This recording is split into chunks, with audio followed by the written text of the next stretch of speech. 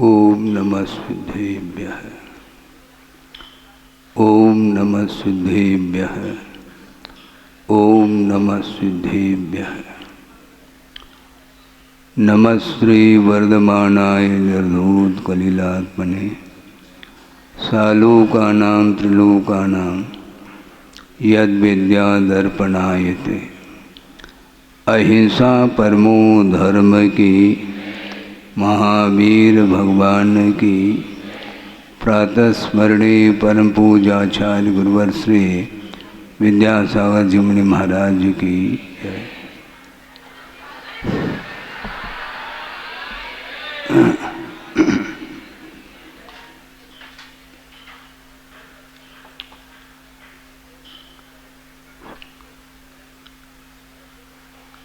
एक कारिका मुझे स्मरण में आ रही है।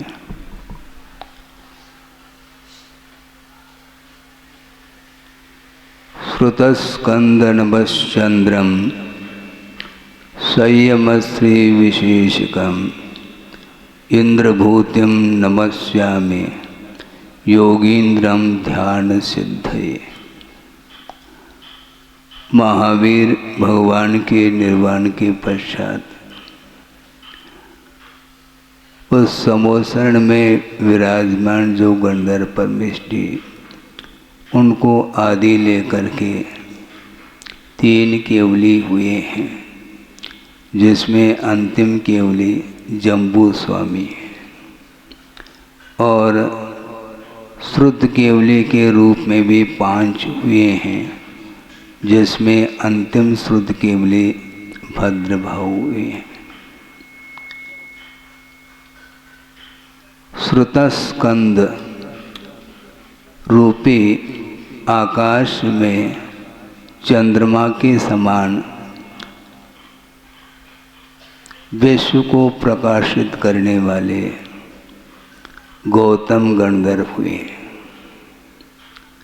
जो कि योगींद्रम कहा, समस्त योग में योगियों में वो प्रमुख रहे हैं और संयमश्री विशेषकम, संयम रूपी लक्ष्मी से वो विशिष्ट थे। बहुत महत्वपूर्ण चरण है ये। ज्ञान एक ऐसा गुण है जो कि अपने आप को भी प्रकाशित करता है और विश्व को भी प्रकाशित करने की क्षमता रखता है। स्वपर प्रकाशी ऐसा कहा है। किंतु ज्ञान की जो सार्थकता सिद्ध होती है वह संयम के माध्यम से होती है। संयम के बिना ज्ञान का विकास अर्थात द्रव्य श्रुत का विकास कहाँ तक हो सकता है। शायद कल वह प्रसंग रखा था कि सम्यक दर्शन के अभाव में द्रव्य श्रुत का जो विकास होता है वह 11 अंग 9 पूर्व तक चला जाता है और 10वें पूर्व में वह फेल होता है। बड़ा आश्चर्य लगता है। श्रुत ज्ञान का विकास द्रव्य श्रुत के अपेक्षा से इतना विकास होने के उपरांत भी उस ज्ञान में कर्म का संवर जो होता है, कर्मों की जो निर्जरा होती है, उसमें वह श्रुत ज्ञान कारण सिद्ध नहीं होता। क्योंकि द्रव्य श्रुत सम्यक होते हुए भी जो ज्ञान की जो परिणति है, जो भावात्मक ज्ञान है, वह सम्यक दर्शन से यदि पवित्र नहीं है तो वह उस ज्ञान का कोई महत्व देखने में नहीं आता।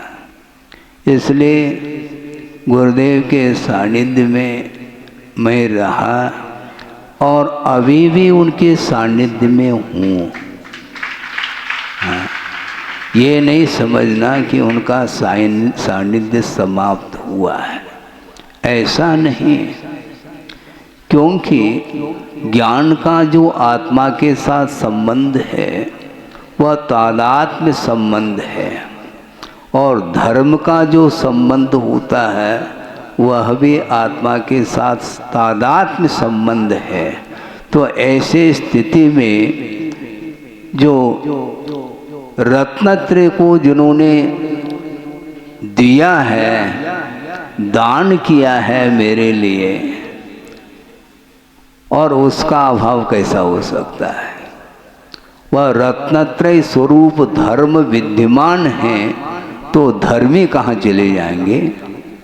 धर्मात्मा यही है वो। उन्होंने धर्म का स्वरूप क्या है, वह केवल मेरे लिए नहीं, पूरे विश्व के लिए उन्होंने धर्म का क्या स्वरूप होता है वह स्वरूप का पालन करते हुए उन्होंने देशना दी है।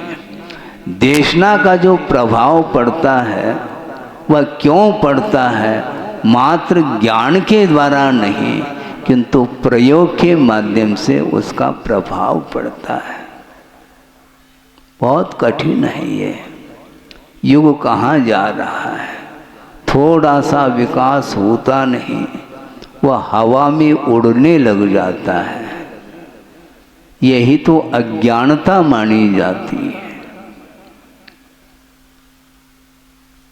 प्रवचन का समय नहीं है, क्योंकि समय अपनी गति से आगे बढ़ रहा है।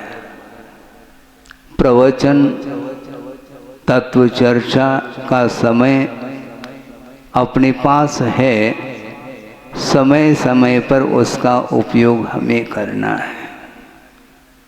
बड़े बड़े आचार्य हुए हैं, आचार्य समंत भद्र देश से, और उनको याद किया है उनके उत्तरवर्ती आचार्यों ने, और अपने आप की लघुता प्रकट की है।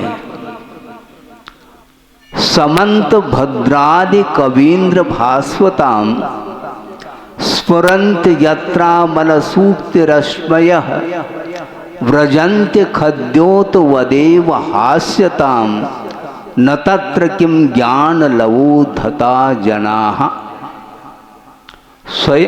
स्वयं शिवचंद्र आचार्य कह रहे हैं अपने मुख से, वो अपनी लघुता प्रकट कर रहे हैं कि समंत भद्र आदि जैसे महान कवीन्द्र कवियों में प्रमुख हुए हैं, ऐसे कवीन्द्र रूपी सूर्य की जो किरणें हैं, सूक्ति रश्मयः, जहाँ पर उनकी सूक्तियाँ स्फुरायमान हो रही हैं, वहाँ पर खद्योत के समान,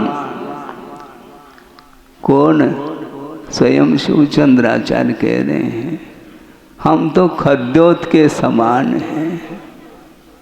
तो उस समंत भद्र आदि जैसे जो सूर्य के समान, और उनकी जो आगम की जो सूक्ति हैं, जो वचन हैं, वो स्फुरायमान होते हों, उनके बीच में अपना कोई वचन मायना नहीं रखता। हास्यता को प्राप्त हो जाते हैं अपने वचन, ऐसा उन्होंने कहा।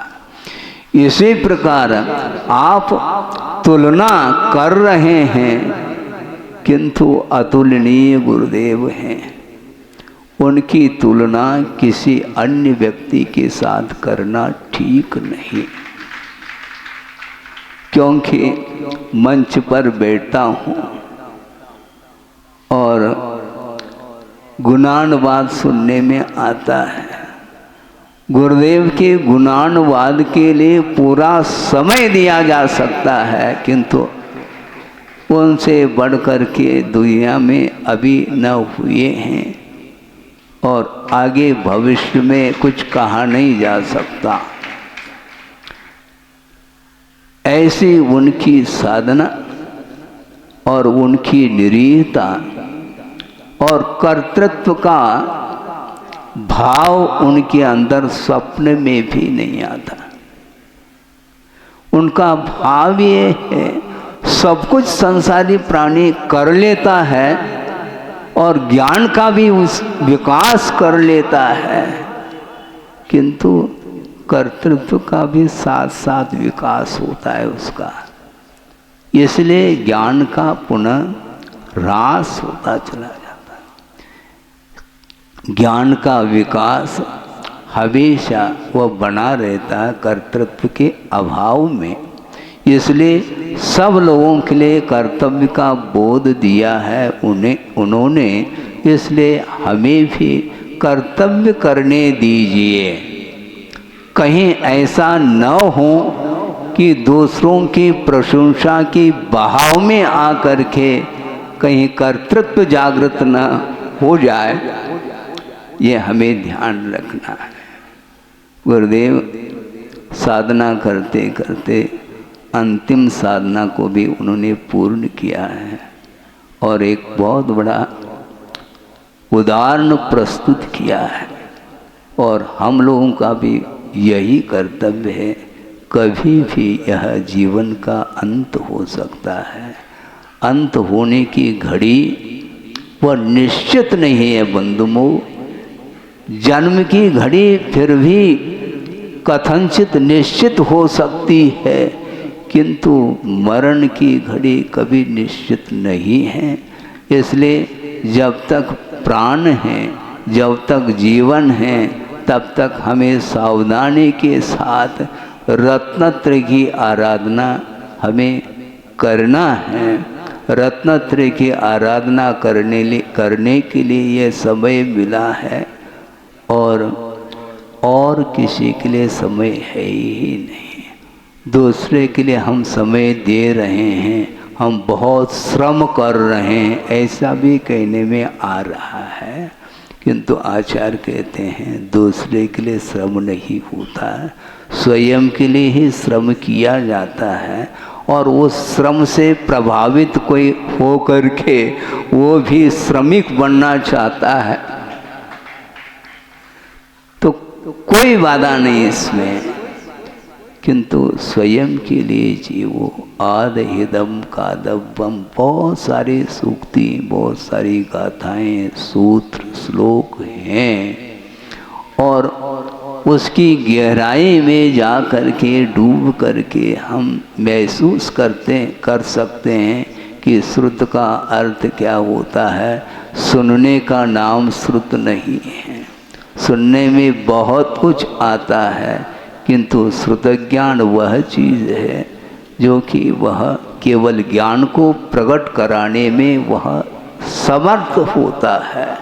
इस प्रकार गुरुदेव ने अपने जीवन में आत्म साधना करते हुए जो संघ का निर्माण किया है, ये संघ के अभाव में होता है।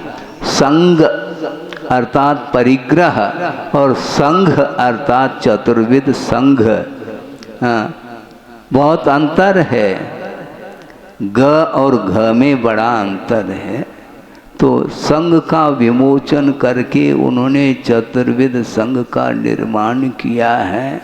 उसको देख करके पूरा विश्व प्रभावित हो रहा है और हम स्वयं प्रभावित हैं,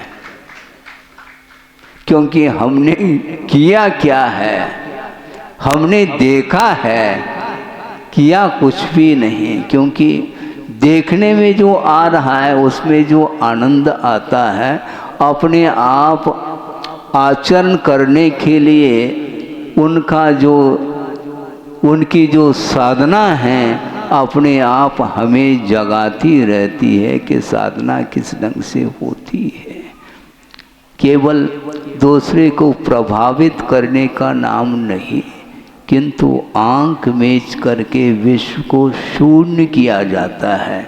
विश्व की ओर, जगत की ओर जो ये दृष्टि जाती है तो उसमें बहुत सारे विकल्प आते हैं। उन समस्त विकल्पों को समाप्त करने के लिए केवल नासा दृष्टि रख करके आत्म साधना करो। इस प्रकार हम लोगों के लिए उनका हमेशा संकेत रहा है और उनके आदेश को हमें आत्मसात करना है।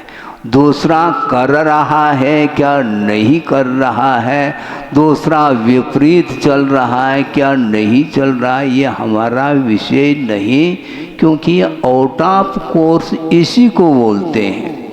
तो महाराज फिर दूसरे का हित कैसा होगा? तो आचार्य कहते हैं दूसरे का हित किया नहीं जाता है, क्योंकि स्वयं हित करने की जो इच्छुक होता है उसके लिए बिल्कुल छोटी छोटी सूक्ति, छोटे छोटे जो चरण हैं गाथा के, वो एकाध चरण भी पर्याप्त है। उसके माध्यम से श्रुति की आराधना वह कर लेता है। श्रुति की आराधना का अर्थ बड़े बड़े पोथी पढ़ने का नाम नहीं, किंतु उसमें से एकाध सूत्र लेकर के यदि आत्मसात कर लेता है, जीवन को पवित्र बनाने के लिए निरंतर साधना में रत रहता है, तो उसके माध्यम से श्रुति की प्रभावना होती है। प्रभावना जो होती है वह भावना के बिना नहीं होती है। भावना और प्रभावना में बड़ा अंतर है। प्रभावना बाद में होती है, पहले भावना होती है। इसलिए 12 भावना है, षोडशकर्ण भावना है, वैराग्य भावना है, मेरी भावना है। तेरी भावना क्या है? महाराज हमारी भी यही भावना है, तब तो ठीक है, नहीं तो बहुत सारे 1200 भावनाएं हो सकती है, उनसे हमें कोई प्रयोजन नहीं।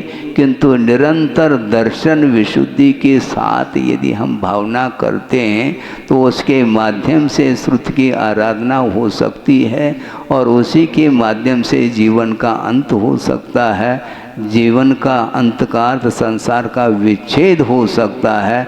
सबका संसार का विच्छेद जल्दी जल्दी हो, इस पवित्र भावना के साथ अहिंसा परमो धर्म की जय। बोधि समाधि परिणाम शुद्धि स्वात्मोपलब्धि शिव शोक सिद्धि चिंता मनिम चिंतित वस्तुदाने त्वां वंदमानस्य ममास्तु देवी। परम पूजाचार्य गुरुवर श्री विद्यासागर जी महाराज की जय।